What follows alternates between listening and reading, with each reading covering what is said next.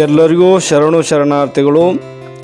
ಇಂದು ನೀವು ಈ ವಿಡಿಯೋದಲ್ಲಿ ನೋಡುತ್ತಿರುವುದು ನಾವು ನಿಡಗುಂದಿಯಿಂದ ಯಲಗೂರಿಗೆ ಹೋಗುವ ರಸ್ತೆ ಮಾರ್ಗವಾಗಿದೆ.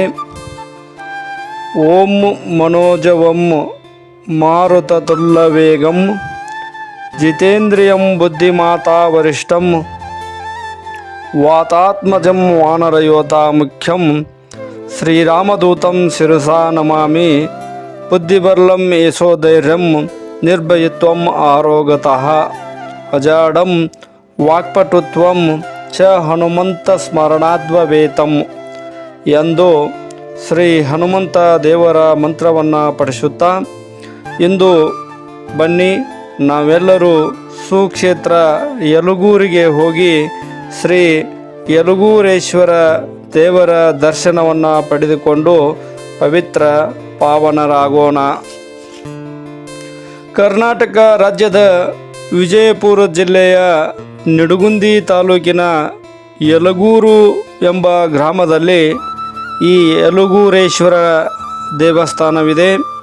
ಇದು ರಾಷ್ಟ್ರೀಯ ಹೆದ್ದಾರಿಗೆ ಸಮೀಪವಿದೆ.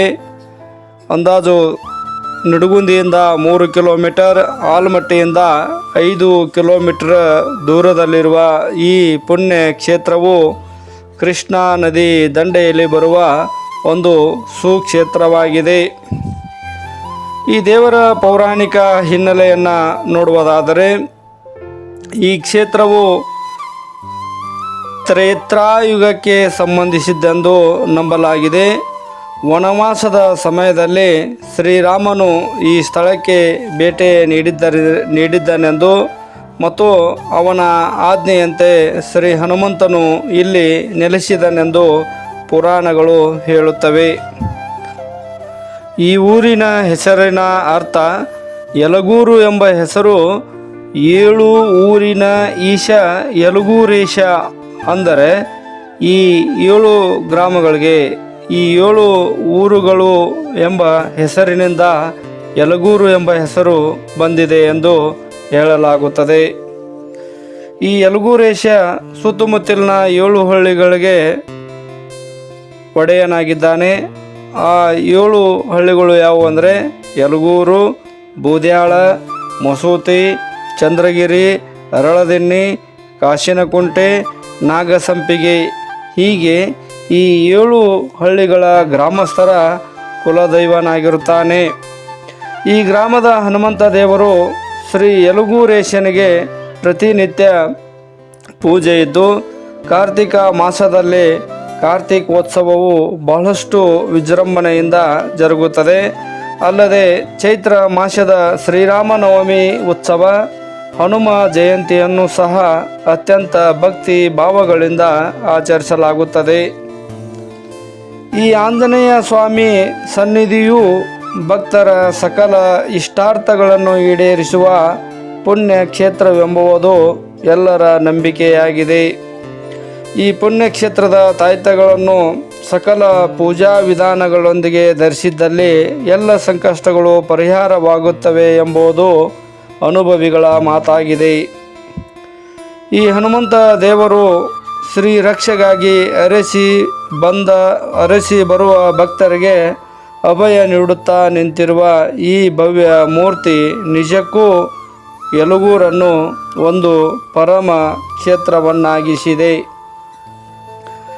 ಈ ದೇವಾಲಯದ ಒಳಗೆರೆ ಮತ್ತು ಹೊರಗಡೆ ಗೋಡೆಯ ಮೇಲೆ ವರ್ಣರಂಜಿತ ಶ್ರೀ ಹನುಮನ ಕೀರ್ತಿಯನ್ನು ಬಿಂಬಿಸುವ ಕಲಾಕೃತಿಗಳು ಮತ್ತು ರಾಮಾಯಣದ ಚಿತ್ರಗಳನ್ನು ಬಿಡಿಸಲಾಗಿದೆ. ನೀವು ಅದನ್ನು ಈ ವಿಡಿಯೋದಲ್ಲಿ ನೋಡುತ್ತಿರಬಹುದು. ಗೋಡೆಗಳ ಮೇಲೆ ಯಾವ ರೀತಿಯಾಗಿ ಈ ರಾಮಾಯಣ ಮತ್ತು ಇತರೆ ಚಿತ್ರಗಳನ್ನು ಹೇಗೆ ಬಿಡಿಸಿದ್ದಾರೆ ಎನ್ನುವುದನ್ನು ನೀವು ಈ ವಿಡಿಯೋದಲ್ಲಿ ನೋಡುತ್ತಿರಬಹುದು. ಇಲ್ಲಿನ 2 ವಿಶೇಷಗಳೆಂದರೆ ಯಲಗೂರದಪ್ಪನಿಗೆ ದೀಢ ನಮಸ್ಕಾರ ಹಾಕ್ಬೋದು. ಅಂದರೆ ಮೊದಲು ಬೇಡಿಕೊಂಡವರು ತಮ್ಮ ಕೆಲಸವಾದ ಮೇಲೆ, ತಮ್ಮ ಇಷ್ಟಾರ್ಥಗಳು, ತಮ್ಮ ಬಯಕೆಗಳು ನೆರವೇರಿಸಿಕೊಂಡ ಮೇಲೆ ಈ ದೇವರಿಗೆ ಹೆಚ್ಚಾಗಿ ದೀಢ ನಮಸ್ಕಾರ ಹಾಕುತ್ತಾರೆ. ಇನ್ನೊಂದು ವಿಶೇಷ ಏನೆಂದರೆ ಶ್ರೀ ಹನುಮಂತ ದೇವರಿಗೆ ಪ್ರಶ್ನೆ ಕೇಳುವುದು, ಆತ ಅದಕ್ಕೆ ಉತ್ತರಿಸುವುದು ಎಂದೇ ಹೇಳಬೇಕು. ಎಷ್ಟೋ ಜನರು ತಮ್ಮ ಮಹತ್ವದ ನಿರ್ಧಾರಗಳಿಗಾಗಿ ಮತ್ತು ಶುಭ ಕಾರ್ಯಗಳಿಗಾಗಿ ಈ ದೇವರ ಮೊರೆ ಹೋಗುತ್ತಾರೆ. ಈತನು ಎಸ್ ಅಂದ ಮೇಲೆ ಆ ಕಾರ್ಯಗಳನ್ನು ಆ ಭಕ್ತರು ಕೈಗೊಳ್ಳುತ್ತಾರೆ. ಇಲ್ಲ ಅಂದರೆ ಆ ಕೆಲಸಗಳನ್ನು ಮಾಡುವುದಿಲ್ಲ. ಮತ್ತು ಆಗಲೇ ಹೇಳಿದ ಹಾಗೆ ಇಲ್ಲಿನ ತಾಯ್ತಗಳನ್ನು ತೆಗೆದುಕೊಂಡು ಅವುಗಳಿಗೆ ಅಭಿಷೇಕವನ್ನು ಮಾಡಿಸಿ ಹಾಕಿಕೊಂಡರೆ ಎಲ್ಲ ರೋಗ ಮತ್ತು ಕಷ್ಟಗಳು ನಿವಾರಣೆ ಆಗುತ್ತದೆ ಎಂಬುದು ನಂಬಿಕೆ ಭಕ್ತರಲ್ಲಿದೆ. ಮತ್ತು ಇಲ್ಲಿನ ಗೋಪಾಲಗಳಿಗೆ ದಕ್ಷಿಣವನ್ನು ಹಾಕುವುದು, ಹೀಗೆ ಇನ್ನೂ ಹಲವಾರು ವಿಶೇಷತೆಗಳನ್ನು ಈ ಸುಕ್ಷೇತ್ರ ಹೊಂದಿದೆ.